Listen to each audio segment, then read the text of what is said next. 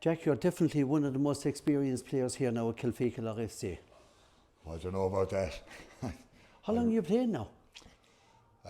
I'm playing up here since I was about 5 or 6 years of age. My father used to drag me up every week, and sure, I'm stuck here since. Would I be right in saying that you're now gone into your 4th decade being involved here in the club? Yeah, I was lucky enough, I suppose. I played first team level in the 90s, and I've played at least one game every decade since. Okay, take me back, Jack, to when you had a very serious injury, and explain to our viewers what that injury was and how it occurred. It was 10 years ago this year. I was playing below in Mahon in Cork, playing against Muskerry, and it was a real wet, miserable day.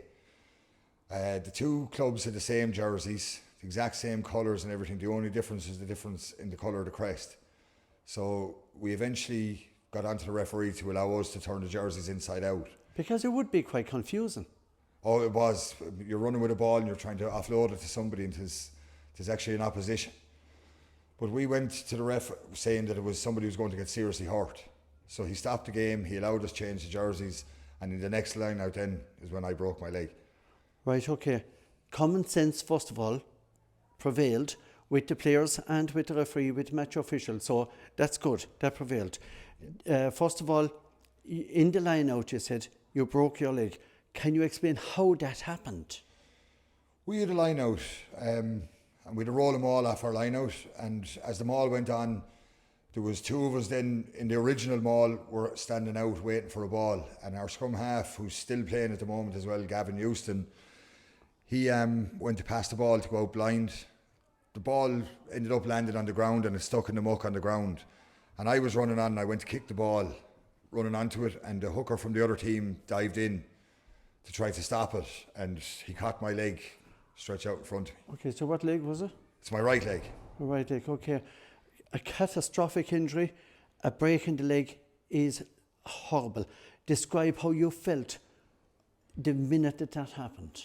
I'll be honest with you, Stevie, I actually thought he was after breaking his collarbone or something. I could hear the bang, but your body just covers up everything. It kind of masks but did you everything. not feel severe pain all of a sudden? At first I didn't. It was kind of when Michelle Noonan came in, she was at the match. James Hallisey and Davy Donovan were our two coaches. They came into me, and you could kind of see the little bit of panic coming in with them, and that's when the pain then started kind of hitting in. Well, is there a lot of adrenaline there at that time? And Yeah. were you the body went into shock perhaps? Yeah, body was telling me I was fine, get me up, I'm grand. But Surely to God you didn't try to get up, did you? I tried to move at one stage, and the lad just told me to stay where I was, that I'm fine. Because sometimes you could do more damage by moving it, couldn't you? Yeah. Well, the leg had kind of went all over the place. I wasn't going to be able to get up on it anyway. So Jack, would you mind if we have a look at the leg? Would you mind that? No bother at all. Okay, and you can just describe it to our viewers, oh dear God almighty. So I broke it in 6 places. I severed ligaments in my ankle. I dislocated my knee, and I had to get it all skin graft in because I have compartment syndrome. Oh dear God. So You can just see that again to our viewers. Heavens above. That's unreal. Would I be right in saying that maybe you were lucky that you didn't do more damage to the leg? yeah, in fairness, we were waiting for the best part of an hour for an ambulance to come up, but everybody that was around there just... Tony Burns was our physio on the day, John Flaherty was away, and in fairness, everybody that was there, they covered me up in blankets and coats and whatever they could find, and just waited for the ambulance then to come up and take us out. I presume you went to Cork University Hospital? Yeah, I went, it was only 5 minutes down the road in the ambulance, but as I said, it was waiting for the ambulance was the killer. What was going through your head while you were waiting?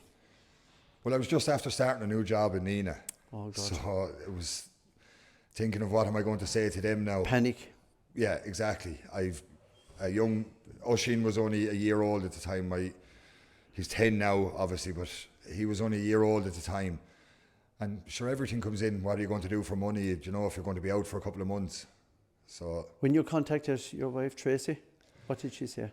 It was actually Michelle Noonan contacted her. Michelle told her that I twisted my ankle.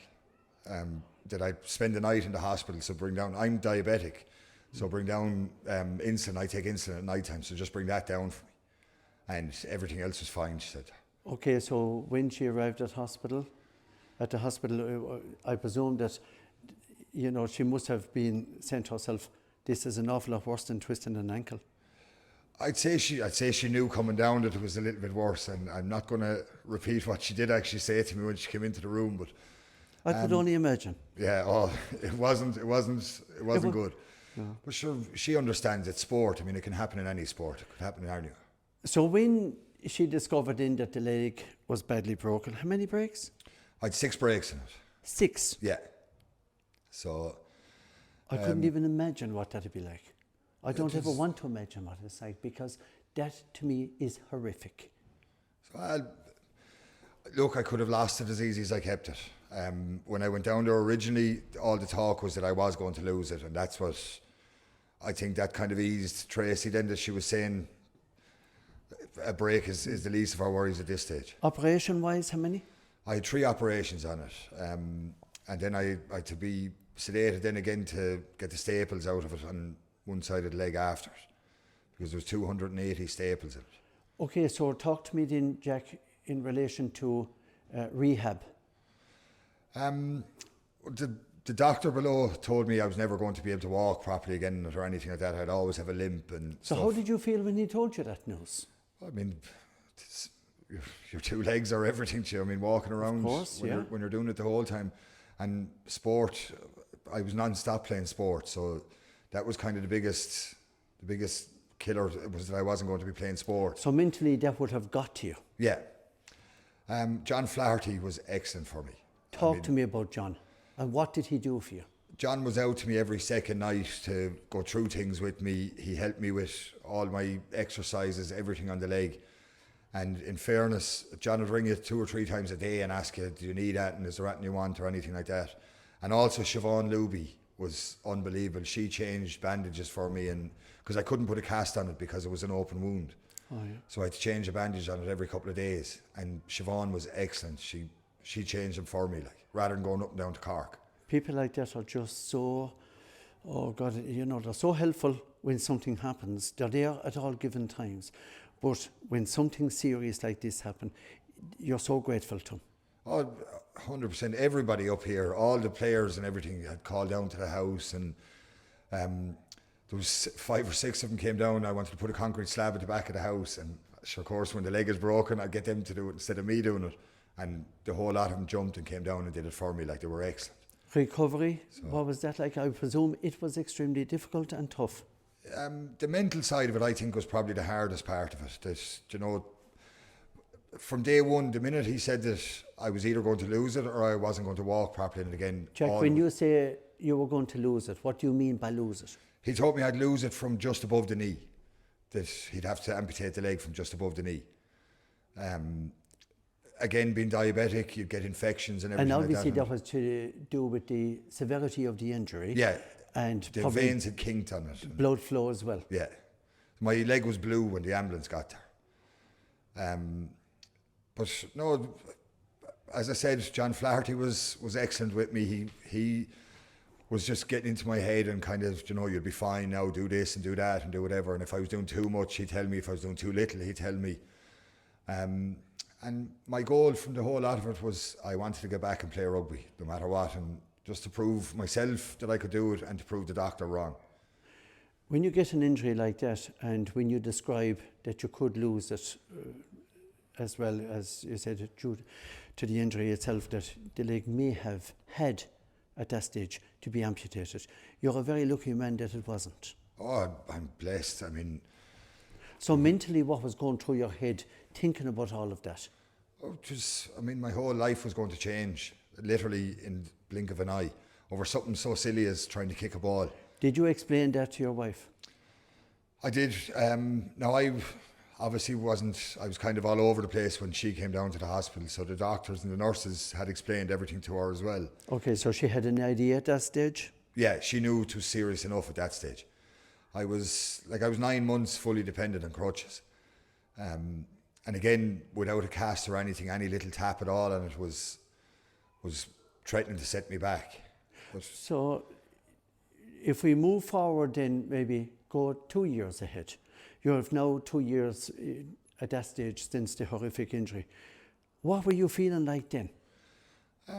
Still grand. I was back, obviously training a little bit. I was running around and doing bits and pieces. I had played a game out here in Kilfeacle with the seconds team. It was 18 months after I broke it. I came on for 10 minutes at the end of a game. Are you serious? Yeah, I came on for 10 minutes. I'll never forget my father roaring down the field, get him off, get him off. But with me, I needed it for my own head. I played on the wing. I only played 5-10 minutes of it. I'd say I didn't even touch the ball. The only thing I can remember from the game really was we were going down along the field against Thurles, and Wallace Burke was after making a great break, and he was so mean he wouldn't pass me the ball. He ended up butchering a try himself, and I'll never forget Wallace for that. So. Last Friday night you played Thurles in the Munster Junior League in Division 1.